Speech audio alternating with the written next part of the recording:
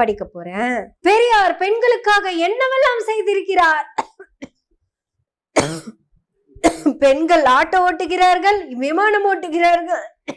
உன்னோட 8 கட்டிக்கெல்லாம் பேச முடியாது தம்பி, நீங்களே டப்பிங்க கொடுத்துருங்க. என் அருமை சகோதரிகள் வாகனம் ஓட்டுகிறார்கள், விமானம் ஓட்டுகிறார்கள், காவல்துறையிலே பணி செய்கிறார்கள், ராணுவத்திலே பணி செய்கிறார்கள், கல்லூரி விரிவுரையாளராக இருக்கிறார்கள், இந்த நாட்டில் அமைச்சர்களாக இருக்கிறார்கள், பெரும் பெரும் பதவியில் இருக்கிறார்கள். இதற்கெல்லாம் தோள் கொடுத்து தூக்கி நிறுத்தியவன் தந்தை பெரியார் என்ற ஒப்பற்ற தலைவர் என்பதை என் அருமை தாய்மார்களும் என் பிறந்த சகோதரிகளும் மறந்துவிடக் கூடாது. என்னை